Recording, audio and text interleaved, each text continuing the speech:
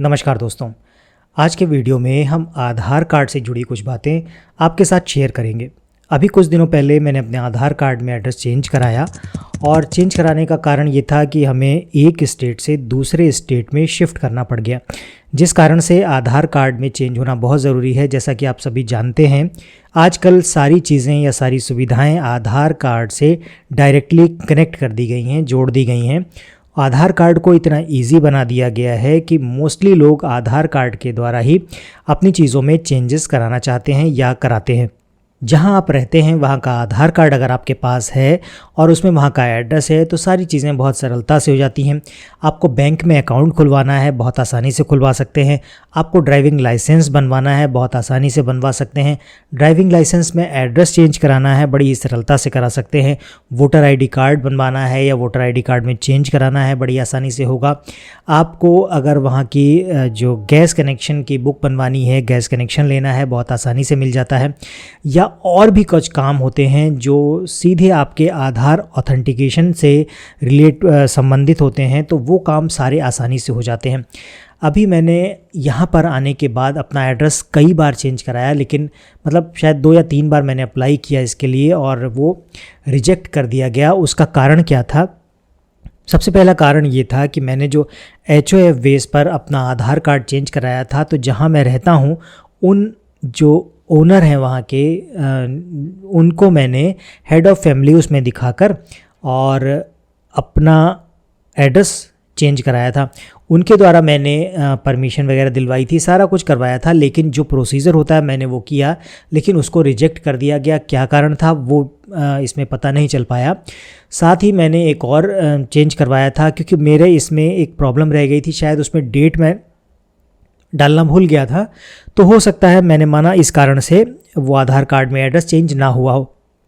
लेकिन मैंने अपने एक साथी का भी कराया, तो उसके जो फॉर्म था उसमें कोई भी प्रॉब्लम नहीं थी HOF के बेस पर, लेकिन उनका भी आधार कार्ड रिजेक्ट कर दिया गया, एड्रेस चेंज नहीं किया गया। उसके बाद हालांकि आधार कार्ड में एड्रेस चेंज करना इतना मुश्किल नहीं है, बहुत आसानी से ये काम हो जाता है। बस डॉक्यूमेंटेशन आपका कंप्लीट होना चाहिए, और उस डॉक्यूमेंटेशन में जो जो डॉक्यूमेंट्स मांगे गए हैं उनको आधार बनाकर अगर आप कोई लीगल डॉक्यूमेंट दे देते हैं तो फिर आपका आधार कार्ड में एड्रेस सरलता से चेंज हो जाता है।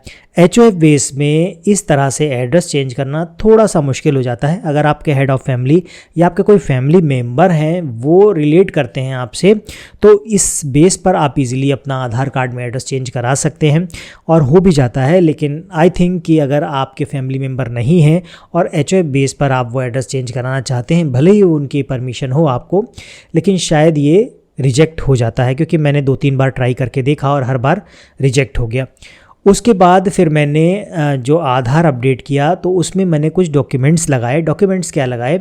जहां मैं रहता हूं वहां की ग्राम पंचायत अधिकारी हैं, उनसे मैंने साइन करवाया। एक फॉर्म का फॉर्मेट होता है जो आप यहाँ अभी मैं आपको वीडियो पर दिखा देता हूँ। वो देखने के लिए आपको UIDAI पर जाना होगा। UIDAI पर जाइए और आप उसको क्लिक कीजिए। UIDAI की वेबसाइट आपको सबसे ऊपर मिल जाएगी।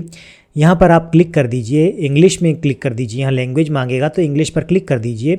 यहाँ पर माई आधार के कुछ डॉक्यूमेंट्स आएंगे, तो लास्ट में आ जाइए लिस्ट ऑफ सपोर्टिंग डॉक्यूमेंट्स। इस पर क्लिक करेंगे तो आपके सामने एक PDF आ जाएगी। इस PDF में डॉक्यूमेंट की लिस्ट रहेगी कि आप कौन कौन से डॉक्यूमेंट एड्रेस चेंज करने के लिए दे सकते हैं। हम नीचे आएंगे तो नीचे इसमें फॉर्म का फॉर्मेट दिया होगा, तो फॉर्म का फॉर्मेट हम देख लेते हैं। यहाँ पर ये आ गया, तो ये फॉर्म का फॉर्मेट रहता है HOF बेस के लिए। हेड ऑफ़ फैमिली के आधार पर अगर आप एड्रेस चेंज कराना चाहते हैं तो आपको ये फॉर्म भरना होगा। लेकिन किसी गजिस्टर्ड अधिकारी से, किसी ग्राम पंचायत की यहाँ पर दे रखा है list, gazetted officer group A, village panchayat head या मुखिया, gazetted officer group B, MP, MLA, municipal council, tehsildar, head of recognised educational institute हो, superintendent, warden, matron, head of institute, shelter, orphanage के कोई हेड हों, EPFO ऑफिसर हो। इतने लोग इस फॉर्म को भर के, इनके द्वारा साइन करा के, लोग इस फॉर्म को भर के और इन लोगों से साइन कराकर आप अपना आधार कार्ड में एड्रेस चेंज करा सकते हैं। बहुत आसानी से होता है। फॉर्म को भरते समय चीज़ें ध्यान रखिएगा। यहाँ डेट आएगी, यहाँ पर आपको रेजिडेंट डालना है, आधार नंबर आपका यहाँ पर डालना है, आपको अपना पूरा नाम डालना है। उसके बाद यहाँ पर आपको केयर ऑफ़ डालना है, जहाँ का एड्रेस आप चेंज कराना चाहते हैं या जो एड्रेस आप अपने आधार कार्ड पर डालना चाहते हैं। तो जिनके घर आप रह रहे हैं या जहाँ पर आप जो रेंट पर हैं या कोई भी है, तो वो उनका केयर ऑफ़ करके यहाँ पर उनका नाम आ जाएगा, मकान नंबर, बिल्डिंग नंबर या अपार्टमेंट जो है, उसके बाद गली, मोहल्ला, कॉलोनी जो भी है वो डाल दीजिए, लैंडमार्क है वो डाल दीजिए, कोई एरिया लोकेलिटी है तो वो डाल दीजिए, विलेज है, टाउन है, सिटी है, क्या है वो डाल दीजिए, पोस्ट ऑफिस कौन सा लगता है आपका वो डाल दीजिए, डिस्ट्रिक्ट जो है वो डाल दीजिए, यहाँ स्टेट आ जाएगा, स्टेट के बाद यहाँ पिन कोड डाल दीजिए, बहुत ज़रूरी होता है पिन कोड, यहाँ आपकी डेट ऑफ बर्थ आ जाएगी। यहाँ पर आपको एक 3.5 बाई 4.5 सेंटीमीटर का फ़ोटोग्राफ आपको लगाना है और जो बॉक्स के बाहर ना जाए, ना ही इसको ओवरलैप करे, यहाँ पर चिपका दीजिए। यहाँ पर जो आपका सिग्नेचर है वो सिग्नेचर हो जाएगा या फिर फिंगर का इम्प्रेशन आ जाएगा, थंब का इम्प्रेशन आ जाएगा, तो वो सारी चीज़ें भर देंगे। उसके बाद ये फॉर्म आपको अपने विलेज पंचायत अधिकारी या गजटेड ऑफिसर या इस तरह की जो लिस्ट यहाँ पर आपको मैंने दिखाई थी, इनमें से कोई भी जो अभी आपके नियर हो और आपको ईज़िली आप अवेलेबल हो, तो वहाँ पर आप ये फॉर्म सबमिट करा दीजिए और वहाँ उनके सिग्नेचर और स्टैंप ले आइए। वो स्टैंप और सिग्नेचर लेने के बाद बहुत ईज़िली से 2 से 3 दिन में आपका आधार कार्ड में एड्रेस चेंज हो जाता है। मेरा पर्सनल एक्सपीरियंस रहा है, ये फॉर्म सबमिट करने के बाद 2 से 3 दिन में मेरा आधार कार्ड में एड्रेस चेंज हो गया। और चेंज होने के बाद आप मैसेज रिसीव करते हैं। रिसीव करने के बाद आपको 72 घंटे का टाइम दिया जाता है, लेकिन मेरे ख्याल से 24 से 48 घंटे में ही आप वो ई आधार कार्ड डाउनलोड कर सकते हैं। ध्यान इसमें कुछ चीज़ें बहुत ज़रूरी हैं जो आपको रखनी हैं, जो मैंने गलती की थी वो आपको बताऊंगा। तो मेरे 2 फॉर्म थे, जिन दोनों फॉर्म पर मुझे एड्रेस चेंज कराना था। तो एक फॉर्म पर मैंने अपना ये सारी डिटेल्स यहाँ पर फिल कर दी, लेकिन जो फॉर्म जिन्होंने मुझे भर के दिया, मैंने विलेज पंचायत अधिकारी से इस फॉर्म के सिग्नेचर कराए थे, स्टैंप कर लगवाई थी। उन्होंने क्या गलती की, मतलब क्या होता है ना कि जो अधिकारी होते हैं मोस्टली वो साइन करते हैं, स्टैंप लगा देते हैं, बाकी डिटेल उनके जो असिस्टेंट वगैरह होते हैं या वहाँ के जो कर्मचारी होते हैं उनके द्वारा भरवा दिया जाता है, क्योंकि उनके पास समय इतना नहीं होता है, बहुत सारे और भी काम उनके पास रहते हैं। तो ये चीज़ें उन्होंने डिटेल भरते समय यहाँ पर कुछ ओवर हैंड राइटिंग कर दी थी, मतलब हैंड राइटिंग ओवरलैप हो गई थी या ओवर राइटिंग कर दी थी, जिस कारण से ये फॉर्म रिजेक्ट कर दिया गया। यहाँ पर क्लियरली मेंशन रहता है कि no overwriting, issue date field होनी चाहिए, रेजिडेंट सिग्नेचर होने चाहिए, सर्टिफाइड्स डिटेल्स होनी चाहिए, रेजिडेंट फ़ोटो इस क्रॉस साइंड होना चाहिए, क्रॉस स्टैंप होनी चाहिए। मतलब फ़ोटो पर जो आप साइन करेंगे वो आपके जो अधिकारी हैं, तो स्टैंप होनी चाहिए कागज़ पर, फ़ोटो पर, और साइन भी वैसे ही होने चाहिए। साथ ही उनके जो यहाँ पर होंगे वो एक स्टैंप रहेगी, यहाँ पर साइन होंगे, 2 जगह ये डॉक्यूमेंट साइन होता है। अब नीचे यहाँ पर एग्जांपल उन्होंने दे रखा है, देखिए आप क्लियर देख सकते हैं, यहाँ जो रेजिडेंट है उनका नाम आ गया, यहाँ पर आपके जो अधिकारी हैं उनका साइन और स्टैंप रहेगी। ठीक ऐसे ही यहाँ पर स्टैंप और साइन रहेंगे। तो जो पहला मैंने करवाया था उसमें कोई मिस्टेक नहीं थी, और जो मैंने करवाया उसके 2 से 3 दिन में ही मेरा आधार कार्ड में वो एड्रेस चेंज हो गया।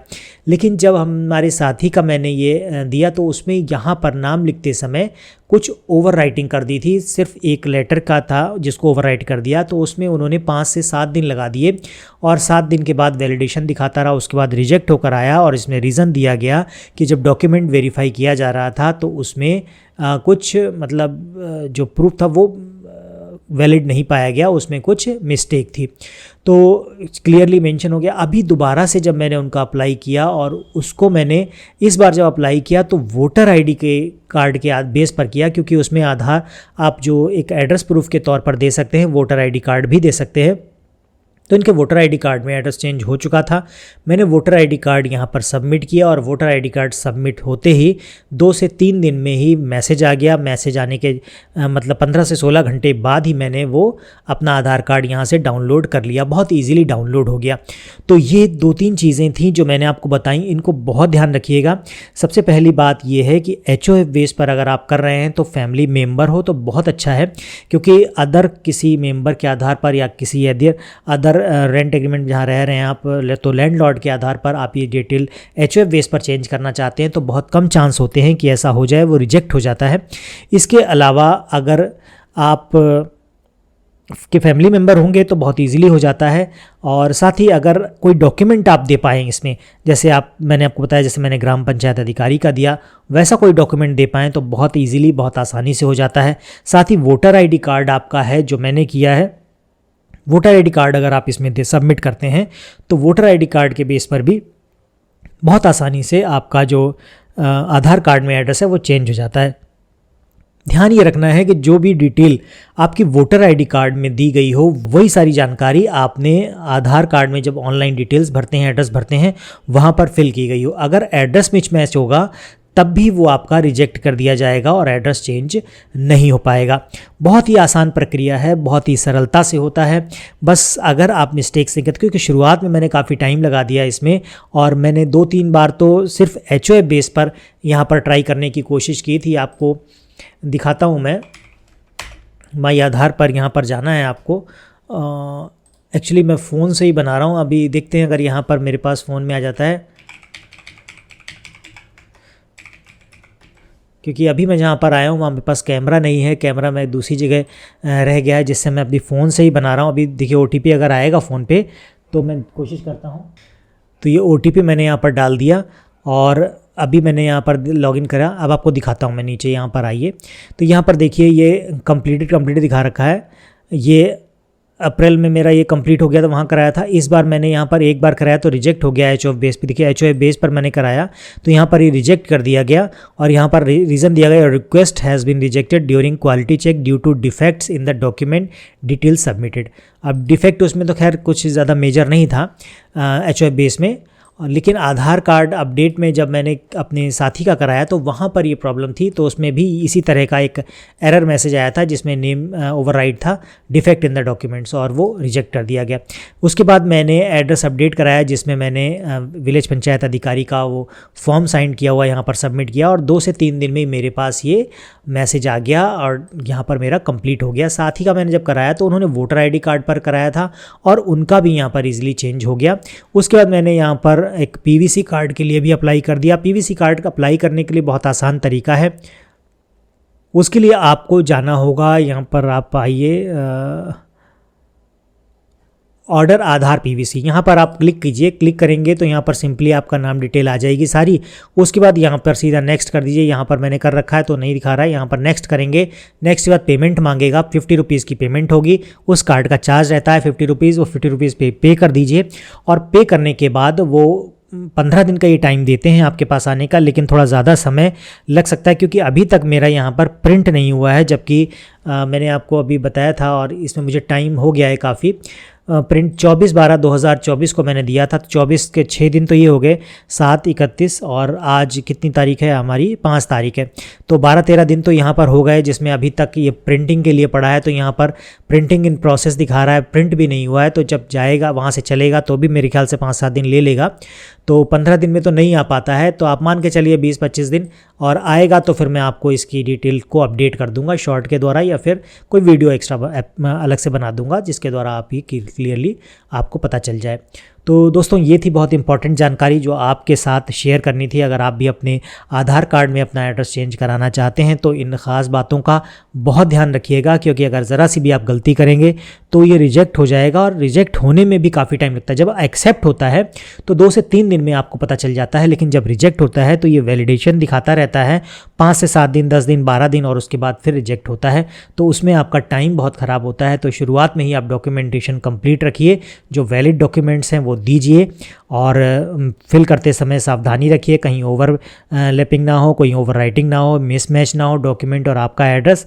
और अगर सारी चीज़ें ठीक हैं तो बहुत आसानी से 2 से 3 दिन में आपका एड्रेस चेंज हो जाता है। ये मेरा पर्सनल एक्सपीरियंस था। कोई आपका सवाल है तो नीचे कमेंट कर सकते हैं। आशा करता हूँ वीडियो आपको पसंद आया होगा। आज के वीडियो में फ़िलहाल इतना ही। मिलते हैं आपसे अगले वीडियो में ऐसी किसी नई इन्फॉर्मेशन के साथ। तब तक के लिए जय हिंद।